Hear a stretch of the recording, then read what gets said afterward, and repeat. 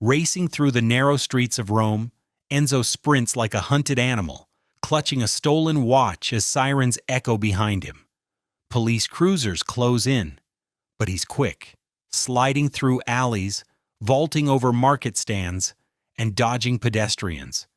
When he spots a massive protest spilling across the street, he dives into the chanting crowd, using the chaos as a smokescreen. For a moment, it works. The police lose sight of him, but at the bridge, his luck runs out. A patrol car screeches to a halt right in front of him. With nowhere else to run, Enzo climbs the crane towering over the Tiber River. The officers shout for him to stop, guns raised. Instead, he leaps. He crashes into the dark water below, gasping for air. After waiting long enough for the sirens to fade, Enzo starts to move again, but slips on a stack of rusted barrels hidden beneath the surface. One splits open with a sickening crack, spilling radioactive sludge all over him. He scrambles to the crane's ladder, dripping with the glowing muck, and drags himself up to safety. Coughing and shivering, he staggers to the bus stop and rides home through the gray morning, hacking up strange black phlegm. By the time he trudges through the crumbling slum toward his building, his body feels heavier, weaker, like something inside him is burning. That night, Enzo locks himself in the bathroom, vomiting more of the dark substance into the sink. He can't stop trembling, even under a pile of blankets. The TV in the next room blares headlines about political unrest and government corruption, bombings, protests, chaos everywhere. As dawn breaks, the sickness fades as suddenly as it came. His saliva runs clear again. Groggy but alive, Enzo wolfs down a piece of bread and heads out to meet his neighbor Sergio to sell the stolen watch. When he arrives, Sergio is still in a meeting with his small-time gang. Their leader, Fabio, is losing patience, barking orders while pacing the office. They're supposed to retrieve a shipment of illegal goods from two brothers acting as mules, but one of Fabio's men, Antonio, complains the plan is sloppy. Fabio's response is pure fury. He demands loyalty, not opinions. When a lackey hands him a new cell phone in the wrong color, Fabio smashes the man's face in again and again, until there's nothing left but silence. Then he wipes his hands as if it were a casual chore. After the meeting, Sergio finally deals with Enzo, buys the watch, and slides him an envelope of cash. Before Enzo can leave, Sergio mentions another job, dangerous, but with better pay. Enzo hesitates, but he's broke and desperate. He agrees. At Sergio's apartment, they prepare for the mission, gathering guns, bags, and first aid kits. That's when Enzo meets Sergio's daughter, Alessia, a fragile, wide-eyed young woman who spends her days drawing childlike pictures and hanging them on every wall. She greets Enzo like he's a character from one of her cartoons and talks endlessly about her favorite anime, Steel Jeeg, convinced that one day the hero will come to save her. Sergio, embarrassed, explains that she hasn't been the same since her mother's death, living half in fantasy, half in grief. Later that night, Sergio and Enzo pick up the Mule brothers from the airport and drive them to a half-finished skyscraper on the city's outskirts. One of the brothers looks sick and begs to go to a hospital, but Sergio doesn't care. He punches the man and orders him to finish the delivery first.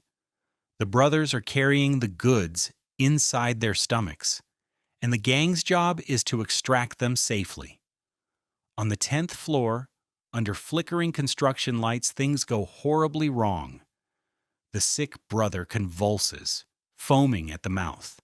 The packet inside him must have burst. Within seconds, he's dead. Sergio curses under his breath, says they'll have to open him up to recover the product. The surviving brother snaps, splashing water in Sergio's face and grabbing his gun. Just then, Sergio's phone rings. A fatal distraction. Gunshots echo. Another gangster rushes upstairs and finds Sergio riddled with bullets. With his last bit of strength, Sergio grabs the shooter and smashes his skull against a concrete pillar before collapsing beside him. The brother, barely standing, fires again. The bullet tears through Enzo's shoulder. He falls backward out of the building. He hits the ground with a bone-crunching thud that should have killed him. But when he looks down, no blood, no wound, just pain. Trembling, he gets to his feet and stumbles off into the night. Elsewhere, Fabio meets with Nunzia, a feared arms dealer who controls half of Rome's black market. She's expecting the mule shipment. Fabio lies smoothly, promising he'll have it by morning. They both know what failure means: death. Meanwhile, back at the slum, Alessia spots Enzo limping home and runs up to him, asking where her father is. He ignores her and locks himself inside, pressing toilet paper against the hole in his shoulder. She keeps banging on the door, calling for him. Finally, Enzo loses it and punches the door. His fist rips straight through the wood. Shocked, he tests his strength again, shoving a wardrobe across the room, bending a radiator like tin foil. He's no longer just human. Masking his face with a scarf, Enzo steps out into the night, finds an ATM, and slams his fists into it until the bolts snap. He hauls it home, pries it open, and fills his fridge with food for the first time in years. He even buys a few adult DVDs to celebrate. When he checks his shoulder again, the wound has already sealed, leaving nothing but smooth skin. Then shouting echoes outside. Enzo looks out his window and sees Fabio's gang tormenting Alessia, demanding to know where Sergio hid the drugs. Alessia babbles about her anime hero, confusing them. Enzo tries to walk away, but Fabio notices him, sneers, and slaps him hard across the face. Enzo clenches his fists but keeps walking as they drag Alessia inside. When they rip one of her anime DVDs, she panics and claws at Fabio's face. He hits her again and orders a goon to hold her down. While the thug touches her, Fabio waves a knife, threatening to kill her if she doesn't talk. That's when Enzo bursts through the window. The first gangster swings. Enzo doesn't even flinch. He grabs the man and tosses him through a table like a rag doll. Fabio tries to use Alessia as a shield, but Enzo smashes through every thug in seconds. Fabio shouts for a retreat, shoving Alessia away as they flee. Alessia, furious, hits him across the head and escapes. Fabio drops the knife, which lands point first in Enzo's foot. Unfazed, Enzo pulls it out and later realizes he's lost a toe. To Alessia, this sealed it. He's the anime hero she's been waiting for. She clings to him, begging him to protect her. Enzo reluctantly brings her to her apartment. As he stitches his toe back on, she keeps rambling about destiny and justice. He tells her bluntly that he doesn't care about saving anyone. He only stepped in because she's Sergio's daughter. When she asks again where her father is, he lies and says he doesn't know. That night, Alessia sleeps in the bed while Enzo lies awake on the couch, staring at his hands. Something's changing inside him, and he can feel it. Searching his jacket, he finds a crumpled envelope, Sergio's handwritten notes detailing a plan to rob an armored truck. The next morning, Enzo wakes to find Alessia watching an adult film on TV. He switches it off, embarrassed. When he checks his foot, the stitched toe hasn't reattached. It's just hanging there. So he's not invincible after all. Since Alessia has no one left, he takes her to the care home Sergio always used when he got arrested. She asks if he'll come back tomorrow. He nods, pretending to be the hero she believes he is. That evening, Enzo pores over the heist plans and, curiously, watches a few episodes of Steal Jeeg. Across town, security footage of his ATM robbery floods the internet. Fabio sees it, instantly recognizing the masked stranger who ruined his face the night before. Nunzia still expects payment, and Antonio suggests taking a loan to keep her off their backs. Fabio refuses. His pride won't allow it. Instead, he decides to rob the armored truck himself. Back at their hideout, Fabio and his men receive terrible news. Nunzia's crew has found Sergio's corpse. The deadline is now 24 hours. Fabio grits his teeth and says they'll pull off the heist tomorrow morning. At dawn, they crouch in the tall grass beside a rural road, waiting for the armored truck to appear. Enzo, however, has other plans. From a bridge nearby, he hurls rocks onto the road, forcing the truck to slow. As it skids to a stop, he leaps onto the roof, shattering the windshield with his fist and throwing the driver onto the pavement. The terrified guard inside freezes. Enzo smashes open the back doors and grabs the cash bags. Fabio and his gang burst from hiding and open fire, bullets sparking off metal as Enzo sprints away carrying more money than he's ever seen. The guards call the police, and Fabio's crew scatters before sirens arrive. That night, Enzo celebrates quietly. He fills the fridge, buys a projector, and spends the evening watching Steel Jeeg episodes on the wall. His peace doesn't last long. The doorbell rings, and through the window he spots a police car. 2 officers stand outside saying they found Alessia wandering the streets and brought her home. After they leave, Alessia shyly presents Enzo with a handmade gift. A wool mask she knitted for him, insisting he wear it when he transforms into her hero. Enzo sighs, ready to tell her to leave, but she notices his DVD collection, every season of her beloved anime, and beams with joy. They spend the night watching together. During a break, Alessia reaches for another snack, accidentally brushing his hand. She holds it gently, smiling. But when she shifts and feels a DVD case under her leg, something in her mind snaps. She screams, thinking Enzo is trying to hurt her, begging him not to touch her again. Horrified, Enzo realizes she's reliving past abuse. He holds her carefully and promises he'll never harm her. Meanwhile, Nunzia's men arrive at the meeting point, waiting for Fabio. He doesn't show. Hidden nearby, Fabio watches through binoculars, deciding to let them stew. The next morning, graffiti of the masked thief covers the city. Enzo has become a symbol, though no one knows who he is. At Fabio's office, Antonio tells him he's done taking orders and plans to borrow money to pay Nunzia himself. Furious, Fabio commands his dogs to kill him. Elsewhere, Enzo takes Alessia to an abandoned amusement park, a place from his childhood before everything went wrong. She laughs as he uses his strength to spin the Ferris wheel, her eyes glowing with childlike wonder. Later, they wander into a mall. Alessia assigns cartoon names to strangers. Enzo plays along awkwardly.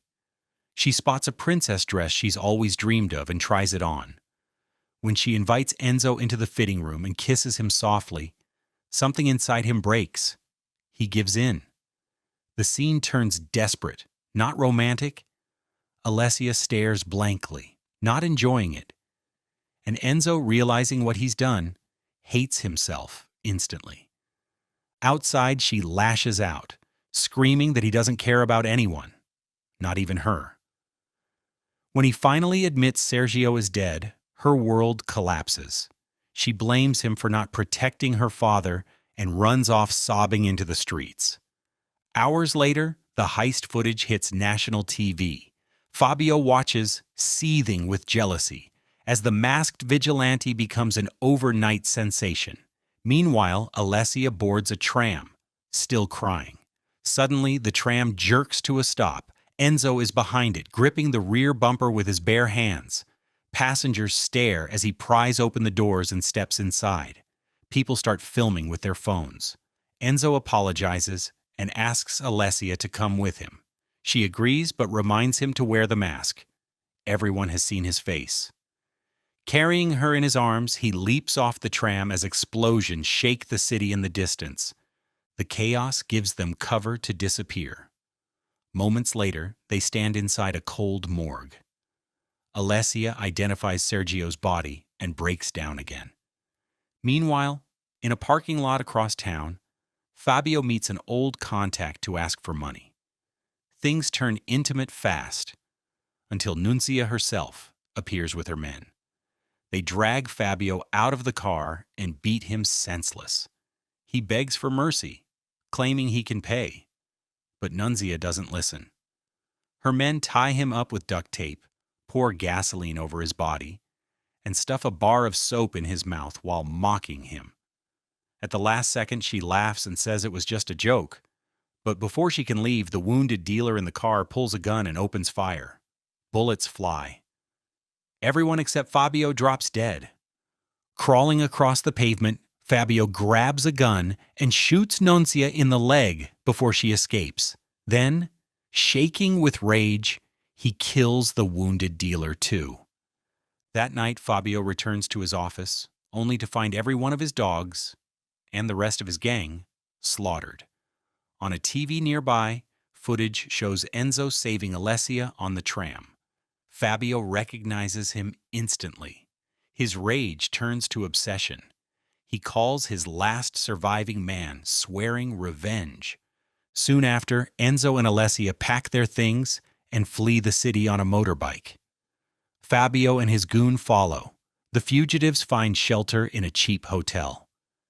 There, for the first time, Enzo opens up, telling Alessia how he grew up in the slums, lost everyone he ever cared about, and survived robberies that killed all his friends. She listens silently, maybe even forgiving him. Then the door explodes open. Fabio shoots Enzo with a tranquilizer dart, knocking him unconscious. His henchman grabs Alessia. When Enzo wakes, he's bound head to toe with duct tape. Fabio holds Alessia hostage, threatening to kill her unless Enzo reveals how he got his powers. Enzo insists he doesn't know. Fabio orders his goon to hurt her. Hearing her screams, Enzo gives in. He tells Fabio to follow him to the river, the place where it all started. At the bridge, Enzo points to the murky water beneath the crane. Fabio hesitates, sensing a trap. Meanwhile, in the van, Alessia tricks her captor by pretending she needs to use the bathroom. When he gets close, she stabs him in the throat with a knitting needle. Gasping, she stumbles toward the river, just as Nunzia and her surviving men arrive, guns blazing. Fabio tries to grab Alessia again, but one of Nunzia's men shoots him in the leg. Enzo rushes to Alessia's side. She's bleeding out.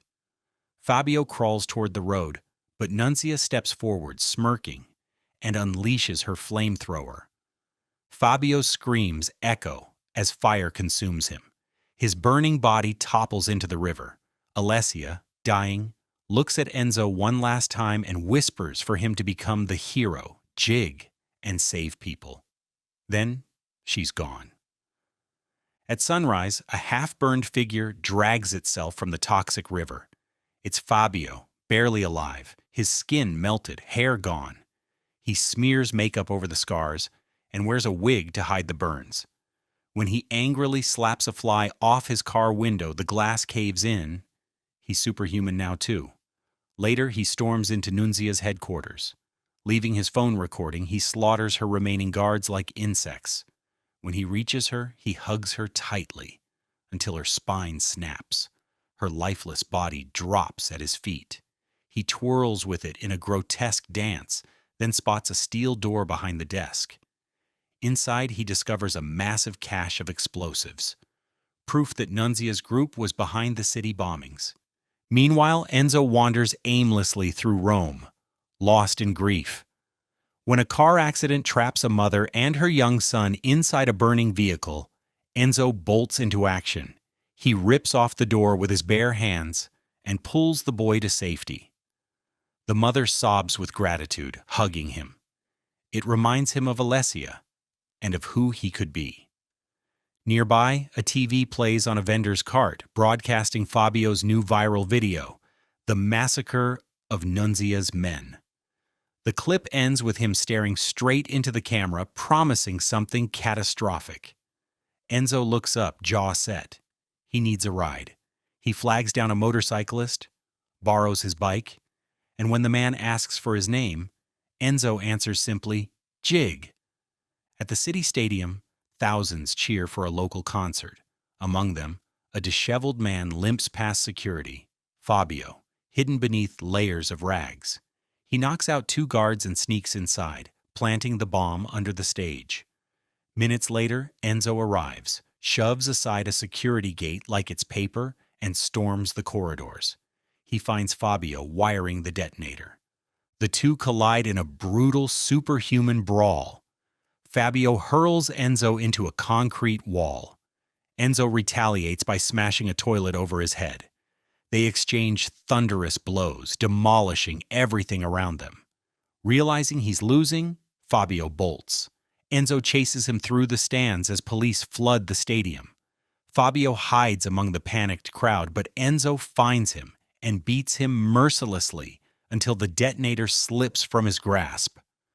Fabio recovers, slams Enzo to the ground, and leaps off the balcony. Enzo stumbles after him, barely able to stand. Outside, police corner Fabio near an ambulance. Instead of surrendering, he manually triggers the bomb and escapes again. The timer reads 5 minutes. Enzo jumps into the driver's seat, slams on the gas, but police barricades block every exit. He yells for them to clear out, warning about the bomb, but they don't listen. So he does the only thing he can. He rams the barricade, smashing through, then grabs the bomb himself and sprints toward the bridge. Fabio tackles him mid-run, slamming his head into the pavement. The bomb clatters near the railing. Fabio shortens the timer to 15 seconds. Enzo, bloodied but unbroken, tackles him off the edge. The explosion goes off underwater, sending a shockwave through the river. Fabio's decapitated head lands on the bridge above. Days later, the media debates whether the masked figure was a hero or just a criminal with luck. Most assume he died in the blast, but Enzo survived. Now he wears the knitted mask Alessia made, hiding his face as he walks the streets of Rome. No longer a thief, but a protector. The city whispers a new name for him, Jeeg, the real hero Rome never knew it needed.